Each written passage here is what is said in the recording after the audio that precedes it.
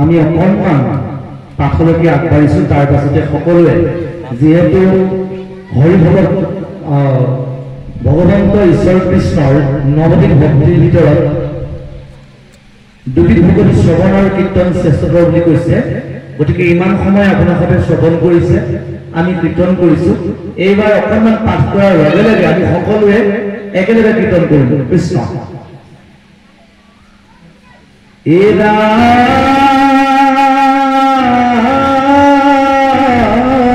মৰা অতাকন পাৱয় খুৰা সাক্ষাৎ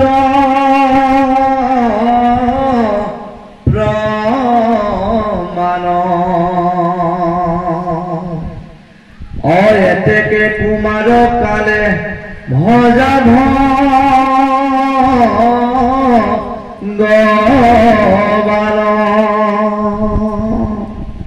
কোননো পুৰুষে আগে হুয়াগ্ৰী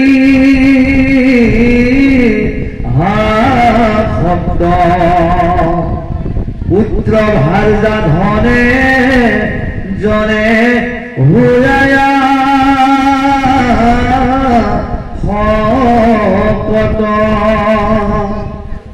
ৰাম অজিত ইন্দ্ৰিয় স্নেহ পাখে বন্দী হুয়া কেৰমতে আপোনাক নিবেক তাৰিয়া ৰাম কেৰমতে অৰ্থ কৃষ্ণ এৰিতে পাৰয় অপ্ৰাণত কৰিয়া যাক প্ৰিয়মা নিশ্চয় প্ৰিয়ৰ ৰহস্য সংগ মধুৰ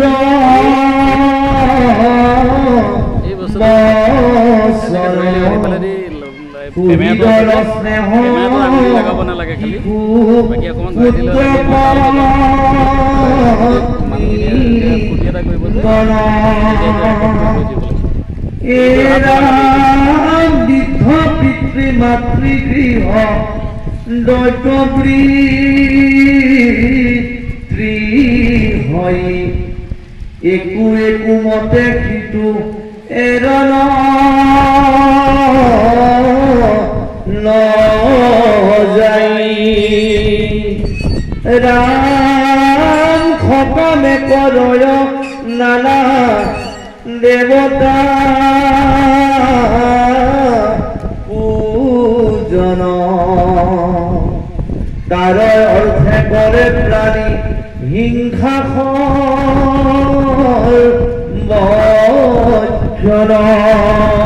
কৃষ্ণ ইফালে বাবা সমস্ত মানুহবিলাকে বিভিন্ন দেৱ দেৱী পূজা কৰে দেৱ দেৱী পূজা কৰাটো বেয়া কথা নহয় আমি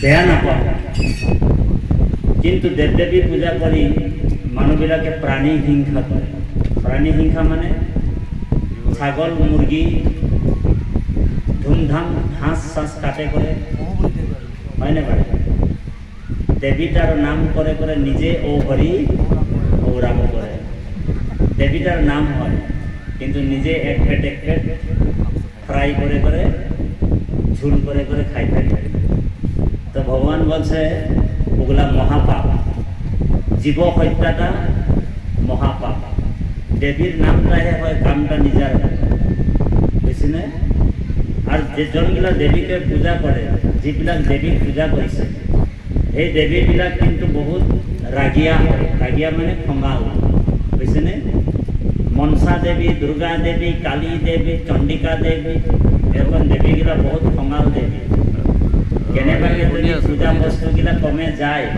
অকণমান দেই ধ্যান দিব কেনেবাকে যদি পূজাৰ সামগ্ৰীগিলা কমে যায় বা এইবাৰ যদি কোলা ছাগলী একটা বলি দিবলৈ আনিছে, কোলা ছাগলী, তাৰ যদি সম্পূৰ্ণ গাটো যদি কোলা নাথাকে, কেনেবাকে বগা ফুট এটা আহি গ'ল, তেনেহ'লে দেৱীটা ৰাগাই যায় আৰু ওৱাৰ গোটেই ঘরের গুষ্টিটাকে ও হরি ও রাম করে উঠাই নিয়ে যাবে।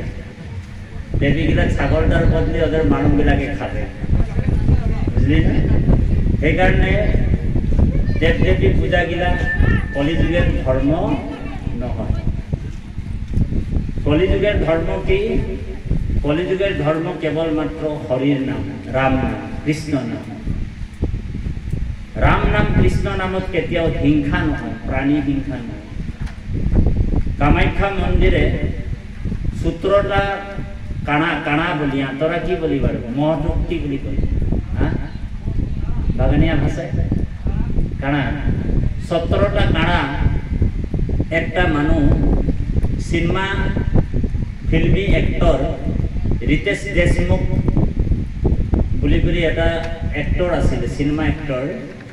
তাৰ পিতৃ, তাৰ পিতা, তেওঁৰ দেউতাই MP টিকেট খেলিবৰ কাৰণে কামাখ্যা মন্দিরে 17টা কাণা বলি দিয়াইছিল। 17টা কাণা, একটা দুটা কাণা নহয় দেই, কেইটা? 17টা কাণা।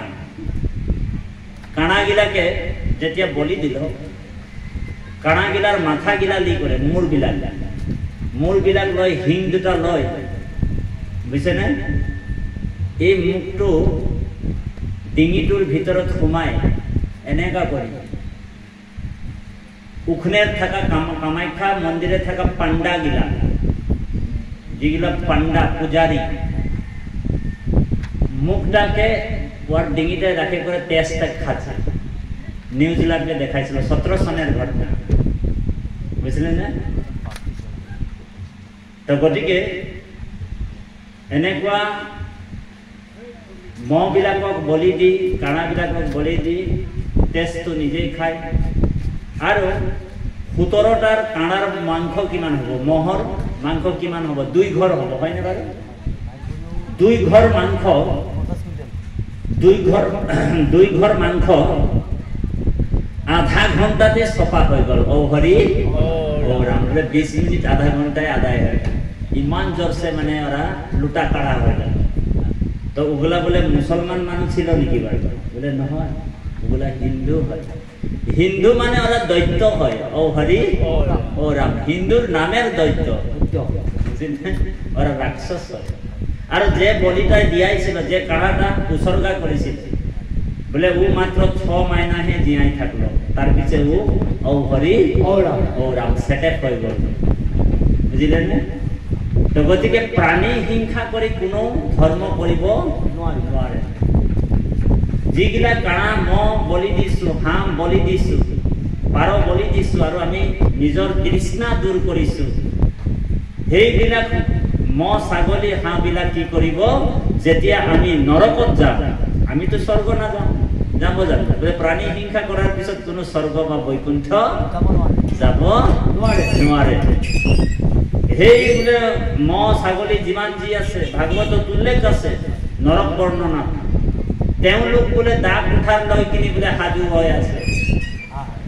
বেটা, তুই আমাদেরকে কাটে করে পিস পিস করে খাইছিলি না, ফ্রাই করে করে, তুইও তো নরকে আইবি, তুইও আইলে বলে তোকেও পিস পিস করব।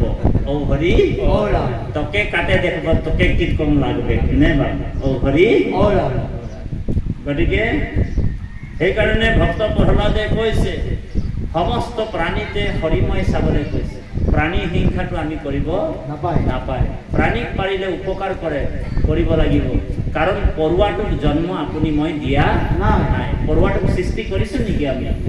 বোলে অকাৰণত আমি পৰুৱাটোক মাৰিব নাপায়। কাৰণ পৰুৱাটোৰ গাত যিটো আত্মা আছে, আপোনাৰ গাতো সেই আত্মাটো আছে, আৰু সেই হাতীটোৰ গাতো সেই একেই আত্মা আছে।